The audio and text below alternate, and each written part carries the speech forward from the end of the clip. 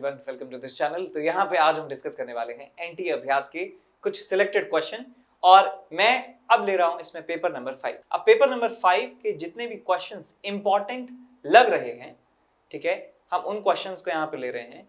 तो मैं कोशिश करूंगा फिर भी इंपॉर्टेंट के नाम पर लगभग सारे ही सवाल लेने की कोशिश करूंगा, लेकिन जो क्वेश्चंस बहुत ज्यादा लेंथी होंगे और जो मुझे लगेगा कि ये इतना वर्थ इट नहीं है आपके रिवीजन के लिए, तो मैं उनको स्किप भी कर दूंगा, ठीक है। तो यदि फिर भी आपको ऐसा लगता है कि कोई सवाल मैंने छोड़ दिया है जो आपको समझना है, तो आप कमेंट सेक्शन में रिक्वेस्ट कर सकते हैं। तो जब भी मुझे टाइम मिलेगा मैं जो है उन सवालों पे आने की कोशिश करूंगा और एक अलग वीडियो में उन सारे सवालों को ले लूंगा। सवाल है हमारे पास, the angular velocity of the particle is this about the origin. If the position vector of the particle is this, then its linear velocity is equal to. Linear velocity आपको बताना है किस तरफ होने वाली है। तो भाई आप यहां देखिए कि मान लीजिए आपके पास कोई एक पार्टिकल है। मैं एक सिंपल आपको एग्जांपल ले रहा हूं, और ये जो पार्टिकल है इसका पोजीशन वेक्टर है ये, इसका पोजीशन वेक्टर है ये, पोजीशन वेक्टर है ये, और ये रोटेट हो रहा है, ये रोटेट हो रहा है इस तरीके से, इस कर्व में ये रोटेट हो रहा है, और इसका वेलोसिटी है इस तरीके से।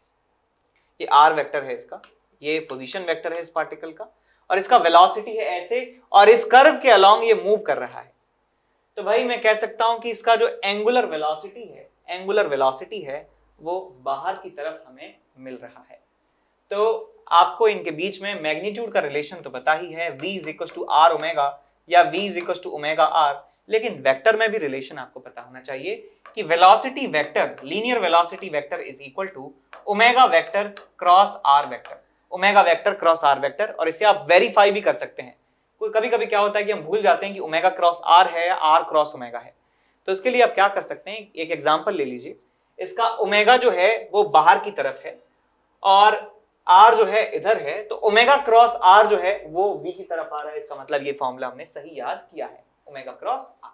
तो ऐसे ही सेल्फ इवैल्यूएशन वाली टेक्निक भी आपको आनी चाहिए कि यार यदि मैं बाय द वे जो है फॉर्मूला यदि भूल गया, तो क्या मैं उसको रिवर्स इंजीनियरिंग करके उसे मैं चेक कर सकता हूं क्या कि सही लगाया नहीं। तो ऐसी टेक्निक आपको प्रैक्टिस से आएंगी, तो आप धुआंधार जो है प्रैक्टिस करते जाइए, आपको चीजें मैं बताता चलूंगा।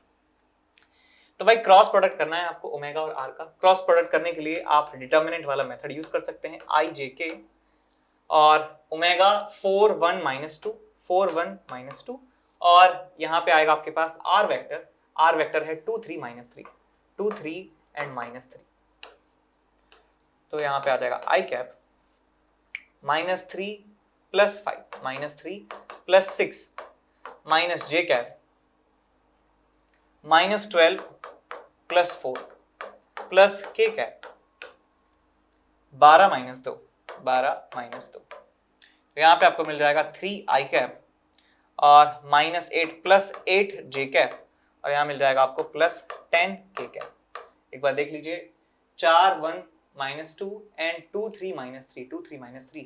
तो यहां पे हमने आई कैप लिखा, उसके बाद आया -3 और -6 + 6, 3 आ गया, माइनस जे कैप के साथ आएगा -12 + 4, यानी कि ये -8 और +8 हो जाएगा, और के कैप में आएगा आपके पास 12 - 2 यानी कि 10 के कैप।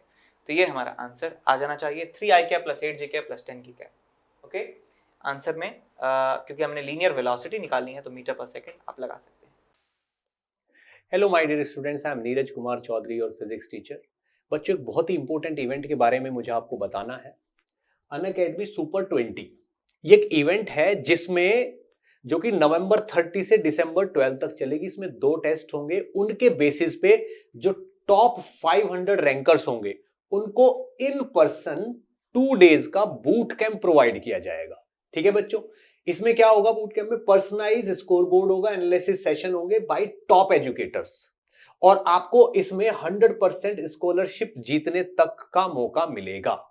ठीक है बच्चों, अब जितने भी एक्सपेंसेस हैं वो सब अनअकैडमी के द्वारा बियर किए जाएंगे इस 2 दिन के बूट कैंप में। ठीक है ना, इसमें गाइडेंस होगा, स्टडी प्लान होगा, ट्रिक्स होंगी टॉप एजुकेटर्स के द्वारा जिन्होंने टॉप रैंकर्स को पढ़ाया, जो भी अनअकैडमी से रैंक्स आई है। ठीक है बच्चों, और एक बात और बतानी है ऑल स्टार क्रैश कोर्स 3.0। ये नया बैच स्टार्ट किया गया है 11th क्लास के स्टूडेंट्स के लिए, जिसमें 4 महीने में पूरा सिलेबस कराया जाएगा, ताकि आप 12th क्लास में उन बच्चों के साथ आ जाओ जो बहुत पहले से रेगुलर पढ़ाई कर रहे हैं, ताकि आप में और उनमें कोई अंतर ना रहे। ठीक है ना। तो ये बैच 1 दिसंबर से स्टार्ट हो रहा है, 4 महीने पूरा सिलेबस, और ये उन बच्चों के लिए है जो JEE 2023 में देंगे, यानी कि 11th क्लास के स्टूडेंट्स के लिए। ठीक है बच्चों, तो जल्दी से जल्दी इसके लिए एनरोल कर लीजिए। Thank you.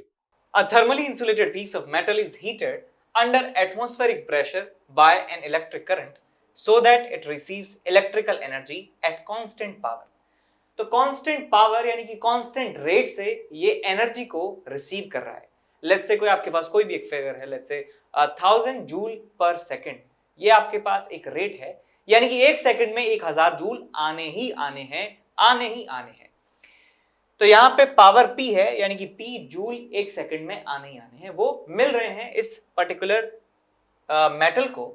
और इसका टेम्परेचर कहा गया है कि द एब्सोल्यूट टेम्परेचर यानी temperature in kelvin of the metal with time as T is equals to T naught 1 plus alpha T minus T naught की power 1/4, where alpha T naught, capital T naught are constants, then heat capacity of this metal will be equal to। तो बताना है कि heat capacity कितनी होगी, specific heat capacity नहीं, सिर्फ heat capacity आपसे पूछा जा रहा है। तो हम जानते हैं कि किसी ऑब्जेक्ट की हीट कैपेसिटी यदि S है और उसमें टेम्परेचर में चेंज किया जाता है dt के बराबर, तो ऐसा करने में जो उसको हीट लगता है dq के बराबर। dq is equal to s dt, ये फॉर्मूला होता है।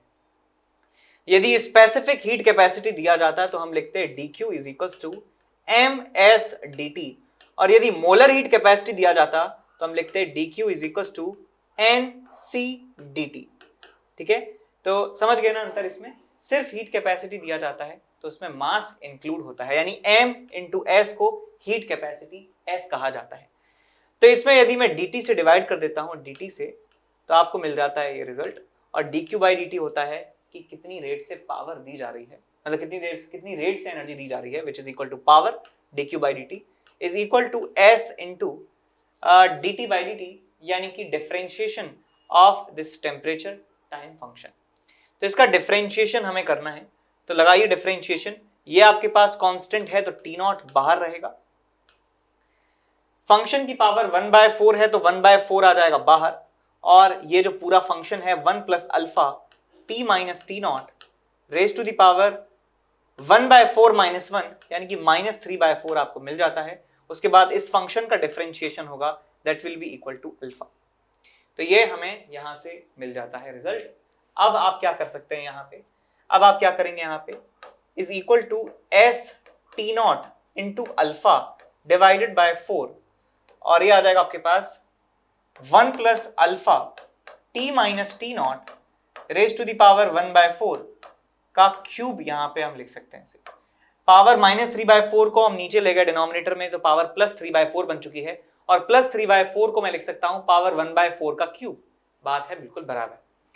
अब ये वाला जो एक्सप्रेशन है बेटा, ये जो एक्सप्रेशन है ये किसके बराबर है, ये एक्सप्रेशन दिया हुआ है T बाय T नॉट के, T बाय T नॉट के। तो मैं इसे लिख सकता हूं alpha S T naught by 4, और यहां आ जाएगा आपके पास 1/T बाय T नॉट की पावर 3। तो आपको मिल जाता है 4 अल्फा S T नॉट की power 4 divided by 4T cube, और ये किसके बराबर है बेटा, ये है P के बराबर है। तो हमें निकालना क्या है, S निकालना है, तो 4P T cube divided by alpha T naught raise to the power 4, ये हमें S की वैल्यू मिल जाती है, हीट कैपेसिटी की वैल्यू मिल जाती है 4P T cube divided by alpha T naught की पावर 4। इसके बाद अगले सवाल की तरफ चलते हैं। एक 8 किलो का मेटल ब्लॉक है जिसकी डायमेंशंस हैं 16 centimetre bye 8 centimetre bye 6 centimetre, यानी ये क्यूबॉइड शेप का एक ऑब्जेक्ट है, मेटल का ब्लॉक है, और वो टेबल पर आराम फरमा रहा है, लेट रहा है बेचारा, थक गया होगा। Its face of largest area touching the table, यानी कि जो लार्जेस्ट एरिया वाला फेस है, देखिए लार्जेस्ट एरिया कब मिल सकता है, जब इन दोनों को मल्टीप्लाई कर देंगे। तो 16 इंटू 8, 16 बाय 8 वाला जो फेस है वो टच कर रहा है टेबल को, जी की वैल्यू यदि 10 है, तो minimum amount of work done बताइए इसको खड़ा करने में अपनी वर्टिकल लेंथ के अलोंग। तो वर्टिकल लेंथ के अलोंग इसे खड़ा करने में कितना जो है वर्क हमें करना होगा। तो यहां पे आप देख सकते हैं क्या डायमेंशंस हैं, 16, 8 एंड 6। तो 16 बाय 8 और ये आपके पास है 6, ठीक है। तो जो मैक्सिमम एरिया वाला फेस है, ये एरिया मैक्सिमम है, तो इसके सामने वाला एरिया भी मैक्सिमम होगा।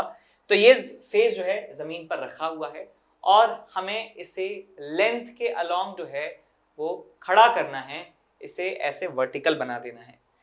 तो 18 है या 16 है, 16 है, ये 16 है सॉरी।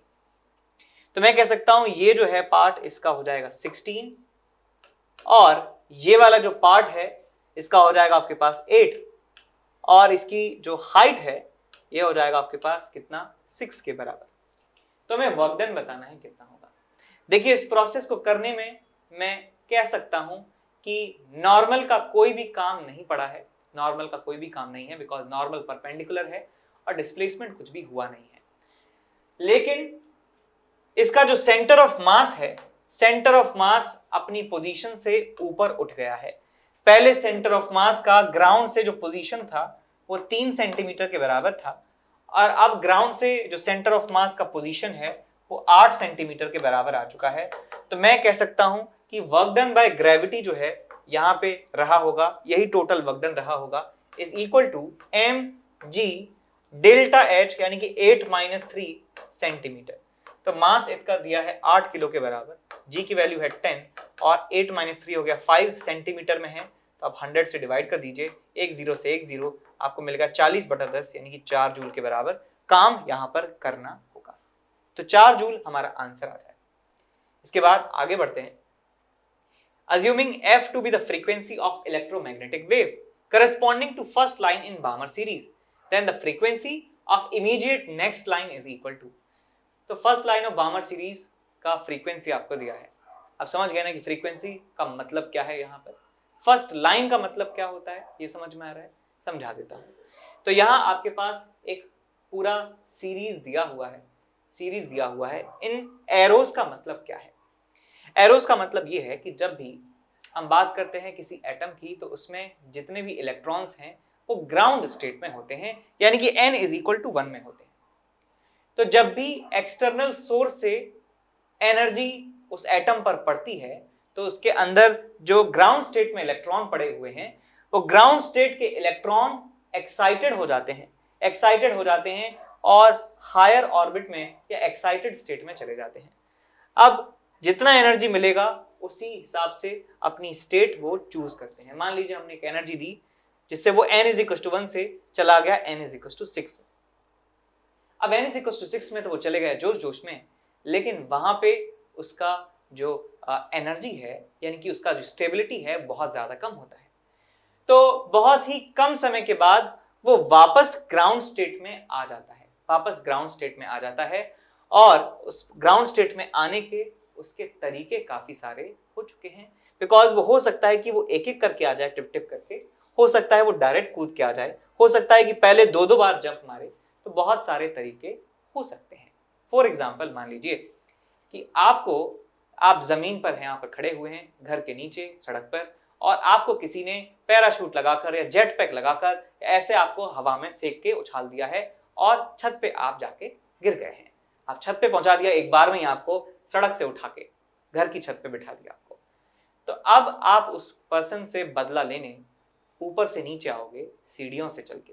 अब हो सकता है कि आप एक एक सीढ़ी एक बार में उतरो, हो सकता है आप ऊपर से छलांग लगा दो नीचे, हो सकता है आप 4-4 सीढ़ियां जो है कूद के आ रहे हो, या हो सकता है आप पहले 5 सीढ़ी कूदें, फिर 4 सीढ़ी कूदें, फिर 3 सीढ़ी कूदें, फिर दोबारा से 4 सीढ़ी कूद जाएं। तो बहुत सारे कॉम्बिनेशंस वहां पे पॉसिबल होते हैं। तो एक जितनी भी सीढ़ियां आप उतरते हैं उस सीढ़ी के करस्पॉन्डिंग एक फोटोन निकलता है। एनर्जी ऊपर से नीचे आएंगे तो एनर्जी रिलीज होगी ना, तो एनर्जी रिलीज किस फॉर्म में होती है? फोटोन की फॉर्म में एनर्जी रिलीज होती है। और फोटोन की वेवलेंथ जिस स्पेक्ट्रम में लाई करेगी उस तरह की लाइट हमें यहाँ पे देखने को मिलती है। हो सकता है इंफ्रारेड लाइट मिले देखने को, हो सकता है हमें जो है विजिबल लाइट देखने को मिले।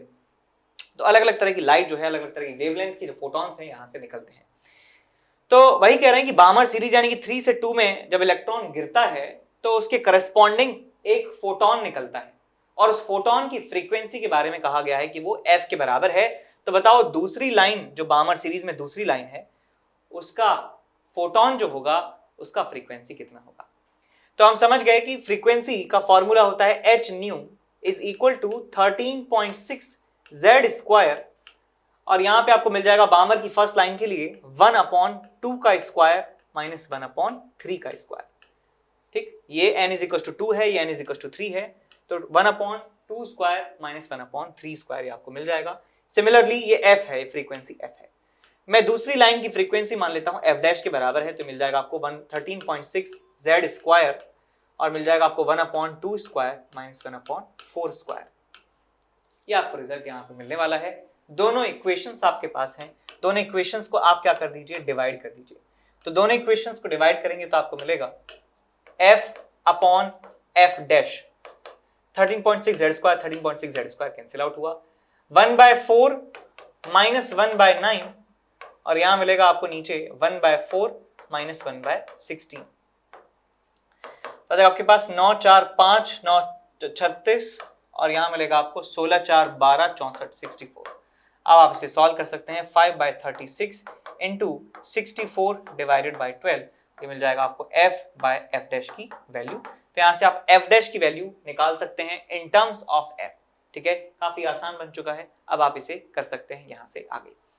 इसके बाद आगे चलते हैं अगले सवाल की तरफ। एक पार्टिकल है undergoes a one dimensional motion, 1D motion ये करता है such that its velocity varies along v as a function of x is equal to beta x raised to the power minus 2 by n, where beta and n are constant। तो ये एक राहत की बात है, ये एक राहत की बात है कि जो पावर है वो एक कांस्टेंट वैल्यू है। यहां पे वेलोसिटी के बारे में दिया है कि beta x is raise to the power minus 2n। तो जब पावर कांस्टेंट होती है तो मैं नॉर्मल फॉर्मूले इस्तेमाल कर सकता हूं, और यदि पावर कांस्टेंट नहीं है तो हमें फिर वहां पे चेन रूल का इस्तेमाल करना होता है, ln वगैरह लेके चेन रूल का इस्तेमाल करना होता है। तो ये अच्छी बात है, 2n जो है कांस्टेंट है। तो बताना है कि एक्सेलरेशन इस पार्टिकल का क्या होगा, एक्सेलरेशन निकालना है। तो मैं जानता हूं कि एक्सेलरेशन का फॉर्मूला होता है या तो dv/dt हो या आप लिख सकते हैं इसे vdv/dx। तो जो भी आपको सूटेबल लगता है वो आप निकाल सकते हैं। तो मैं dv/dt तो नहीं निकाल सकता क्योंकि यहाँ पे वेलोसिटी फंक्शन ऑफ x दिया है, मैं निकाल तो सकते ही हैं, लेकिन ये ज्यादा आसान पड़ेगा कि मैं वेलोसिटी का फंक्शन लूं और वेलोसिटी का डिफरेंशिएशन x के रेस्पेक्ट में कर दूं और दोनों को मल्टीप्लाई कर दूं तो मुझे a मिल जाता है। तो भाई यहाँ पे डिफरेंशिएशन करिए वेलोसिटी का x के टर्म्स में, हो जाएगा ये कांस्टेंट है बीटा आगे आ जाएगा, पावर आगे आ जाएगी माइनस ऑफ 2n और x की पावर माइनस 2n माइनस 1। तो ये हमें डिफरेंशिएशन मिल जाता है। तो एक्सेलरेशन को मैं लिख सकता हूं acceleration is equal to velocity into ये डिफरेंशिएशन। तो वेलोसिटी है बीटा x की पावर माइनस 2n और मल्टीप्लाई कर देंगे यहाँ पे बीटा और माइनस ऑफ 2n और यहाँ पे x की power minus of 2n minus 1। तो यहाँ आपको मिल जाता है minus of 2n beta square x raise to the power minus 4n minus में 1। तो यहाँ से आपको मिल जाता है वैल्यू एक्सेलरेशन की। ठीक है, ये आंसर आपको मिल जाता है। अब चलते हैं अगले सवाल की तरफ। अगला सवाल है हमारे पास कुछ ऐसा, यंग्स डबल स्लिट एक्सपेरिमेंट में ratio of intensity of a bright band and dark band is 16:1, then the ratio of amplitude of interfering wave will be equal to. तो जो इंटरफेयरिंग वेव हैं उनके एम्पलीट्यूड्स का रेशियो हमें बताना है। तो ये हमारे पास एक YDSE एक्सपेरिमेंट है जिसमें लाइट जो है इन दोनों स्लिट से होकर एंटर होती है और इस स्क्रीन पर पैटर्न बनाती है। यहां पर हमें एक सेंट्रल मैक्सिमा मिलता है, ये है साहब आपका मैक्सिमा और ये है साहब आपका मिनिमा। ठीक है, मिनिमा है। और इंटेंसिटी मैक्सिमा पर और इंटेंसिटी मिनिमा पर जो रेशियो है आई मैक्स और आई मिनिमम का, वो किसके बराबर दिया हुआ है 16/1 का। तो मैं लिख सकता हूं कि जो रिजल्टेंट एम्पलीट्यूड है ए मैक्स की वैल्यू है ए रिजल्टेंट मैक्स का square bye A resultant minimum का स्क्वायर, इसके बराबर ये हो जाएगा। बिकॉज हम जानते हैं कि intensity proportional to amplitude square होती है। तो रिजल्टेंट इंटेंसिटी की बात कर रहे हैं तो रिजल्टेंट एम्पलीट्यूड का स्क्वायर हम यहां पे लिखेंगे I res proportional to A res का स्क्वायर, इसलिए मैंने यहां पे लिख दिया है। तो ए रिजल्टेंट का मैक्सिमम, ए मैक्स या ए रिजल्टेंट का मैक्सिमम एक ही बात है, डिवाइडेड बाय ए रिजल्टेंट का मिनिमम कितना आ जाएगा आपके पास बेटा 4/1 के बराबर, 4/1 के बराबर। अब मान लो इसका एम्पलीट्यूड यहां पर वेव का A1 है, यहां पर A2 है, तो A मैक्स कितना हो जाएगा आपके पास A1 प्लस A2 के बराबर। एक्सक्यूज मी, ये कितना हो जाएगा आपके पास A1 प्लस A2, और ये कितना हो जाएगा आपके पास A1 minus A2, A1 minus A2। बस आपको इसे करना है सॉल्व, आपको करना है सॉल्व, इसे सॉल्व कर लीजिए, मल्टीप्लाई कर दीजिए, क्रॉस मल्टीप्लाई कर दीजिए, तो 4 times A1 minus 4 times A2 is equals to A1 plus A2, 3 times A1 is equals to 5 times A2, तो यहाँ से A1 बाय A2 आपको मिल जाता है 5/3 के बराबर। सो A1 बाय A2 आपको मिल जाता है 5/3 के बराबर, यही आंसर आपको मिलने वाला है। ठीक, समझ गए। इसके बाद चलते हैं अगले सवाल की तरफ। If the distance between Earth and Sun were half of the present distance, then duration of a year would have been nearly। तो एक दिन का, एक साल का जो ड्यूरेशन है, जो 365 दिन होता है लगभग, वो कितना हो जाता यदि distance between sun and earth आधा हो जाता। सन और अर्थ के बीच में डिस्टेंस आधी हो जाती तो ईयर की ड्यूरेशन कितनी हो जाती। तो हम एक बात तो जानते हैं कि एक साल कंप्लीट होने का मतलब क्या है कि सन के अबाउट जो इलिप्टिकल ऑर्बिट में अर्थ घूमता है, उस इलिप्टिकल ऑर्बिट का एक चक्कर हो जाने पर हम कह देते हैं एक चक्कर कंप्लीट हो चुका है, तो एक साल निकल चुका है। एक साल निकलना यानी कि अर्थ का एक चक्कर सन के अबाउट हो जाना। और हम ये भी जानते हैं कि जो टाइम पीरियड होता है वो प्रोपोर्शनल होता है आर क्यूब के, सेमी मेजर एक्सिस के क्यूब के, है ना, सेमी मेजर एक्सिस के क्यूब के। अब ये जो डिस्टेंस है यदि आधी हो जाती तो क्या होगा, T square proportional to are cube. So 365 का square by are cube is equal to, लिख सकता हूं नया जो साल का ड्यूरेशन है टी स्क्वायर आना चाहिए भाई, टी स्क्वायर डिवाइड बाय आधी हो चुकी है डिस्टेंस, तो r/2 का क्यूब। अब इसको आपको करना है सॉल्व, सिंपल है काफी ज्यादा। तो आपको मिल जाएगा 365 का square divided by are cube is equals to 8t square divided by are cube. तो आर क्यूब से आर क्यूब कैंसिल आउट हो जाता है, तो t आपको मिल जाएगा 365 डिवाइडेड बाय 2√2, 365/2√2, यानी कि जो ड्यूरेशन है ईयर की वो घट जाने वाली है, बिकॉज यहाँ पे एक से ज्यादा बड़ा नंबर जो है वो डिवाइड में है। इसका मतलब टाइम जो है 365 से कम आएगा और 365 के आधे से भी कम आएगा। इसको आप सॉल्व करेंगे तो आपको 129.04 डेज के बराबर आंसर मिल जाता है। ठीक है, समझ गए। तो t square proportional to are cube, ये वाला फॉर्मूला आपको इस्तेमाल करना है। इसके बाद सवाल है कि r is an orbital radius and v is the orbital velocity of electron in hydrogen atom, then its magnetic dipole moment is equals to. तो मान लीजिए कि इलेक्ट्रॉन जो है ये ऑर्बिटल रेडियस आर में घूम रहा है और इसका जो वेलोसिटी है वो v के बराबर है।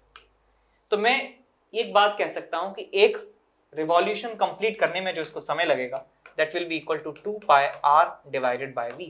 ये टाइम लगेगा इसको एक चक्कर कंप्लीट करने में, और मैं इक्विवेलेंट करंट इसके लिए बता सकता हूं कितना होगा, charge upon time which is 2πr into v। इतना इक्विवेलेंट करंट ये प्रोड्यूस करेगा। इलेक्ट्रॉन मूव करेगा इधर, तो इक्विवेलेंट करंट इस डायरेक्शन में होने वाला है। और मैं कह सकता हूं कि ये अब जो लूप है ये करंट कैरिंग लूप की तरह एक्ट करेगा, इसमें करंट फ्लो हो रहा है क्लॉकवाइज सेंस में, तो इसका मैग्नेटिक मोमेंट हो जाएगा आपके पास करंट इनटू एरिया। सो EV upon 2πr into πr square से मल्टीप्लाई कर दिया, पाई से चला गया पाई, r से चला गया r, आपको मिल जाता है EVR डिवाइडेड बाय 2। तो मैग्नेटिक मोमेंट मिल जाता है आपको EVR/2 के बराबर, EVR/2 के बराबर।